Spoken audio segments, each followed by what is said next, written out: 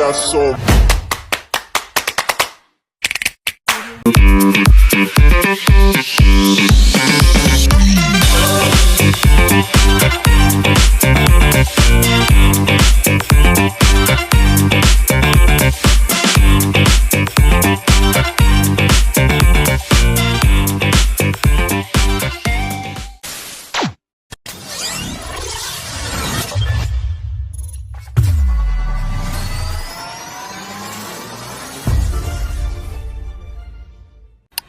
ATM adalah mesin yang memungkinkan nasabah bank untuk melakukan berbagai transaksi keuangan seperti penarikan uang tunai dan lainnya tanpa perlu mengunjungi kantor bank. Sedangkan QRIS adalah standar kode QR yang digunakan untuk memudahkan pembayaran elektronik di Indonesia. QRIS memungkinkan pembayaran menggunakan kode QR yang dapat dipindai menggunakan ponsel pintar. Selanjutnya kita akan membahas mengenai perkembangan ATM dan QRIS. Beberapa bank telah memperkenalkan ATM digital yang semakin canggih, dilengkapi dengan teknologi layar sentuh dan aplikasi perbankan mobile. Selanjutnya perkembangan QRIS. QRIS terus berkembang dengan standar internasional, peningkatan keamanan, termasuk penggunaan enkripsi yang lebih kuat dan solusi autentikasi yang lebih canggih, serta ekspansi penerimaan. Ini semakin banyak merchant baik di toko fisik maupun online yang mulai menerima pembayaran melalui QRIS, mendorong adopsi yang lebih luas dari metode pembayaran ini. Dengan terus berkembangnya teknologi dan kebutuhan konsumen, baik ATM maupun QRIS terus mengalami inovasi untuk meningkatkan kinerja, keamanan, dan kenyamanan bagi para pengguna. Sebetulnya, apa sih fungsi ATM dan QRIS? Nah, pertama kita akan membahas fungsi ATM. ATM bisa digunakan untuk menarikan uang tunai, transfer dana baik antar rekening bank yang sama ataupun berbeda, serta pembayaran tagihan seperti tagihan listrik, tagihan air, tagihan telepon, dan tagihan lainnya. Selain itu, nasabah juga dapat memeriksa saldo rekening mereka, bahkan beberapa ATM memungkinkan nasabah untuk membeli pulsa telepon seluler.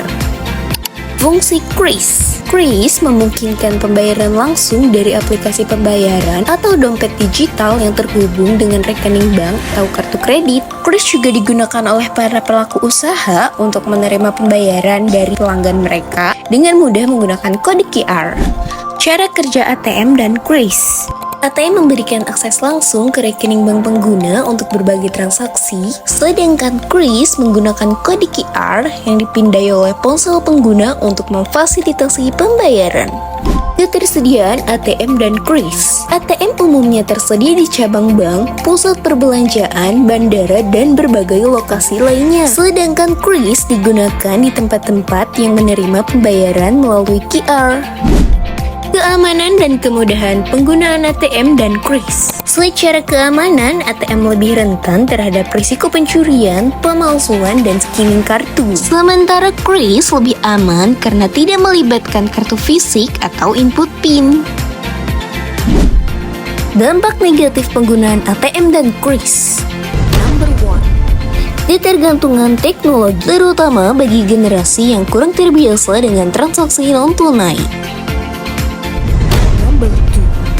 Risiko keamanan, seperti risiko penipuan elektronik, pencurian identitas, dan serangan cyber yang dapat merugikan masyarakat jika tidak dilakukan dengan hati-hati.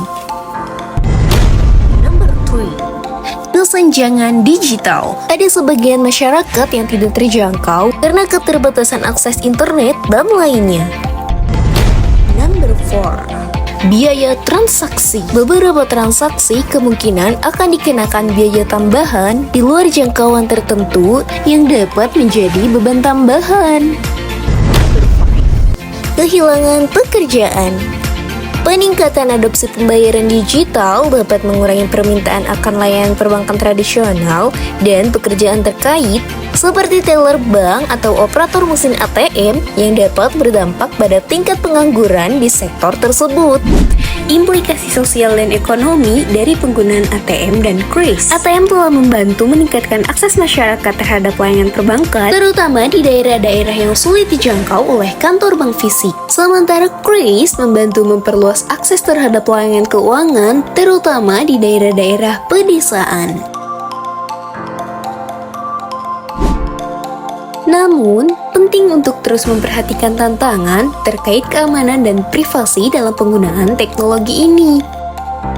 Kesimpulannya, ATM memfasilitasi berbagai transaksi perbankan seperti penarikan uang tunai, transfer dana, dan pembayaran tagihan, sementara kris memungkinkan pembayaran elektronik melalui kode QR yang dapat dipindai menggunakan ponsel pintar.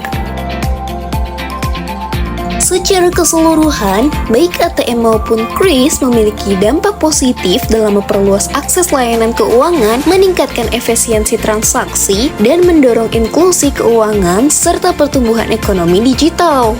Meskipun demikian, perlu diingat bahwa ada juga potensi dampak negatif dari penggunaan ATM dan kris seperti ketergantungan teknologi, risiko keamanan, dan risiko lainnya.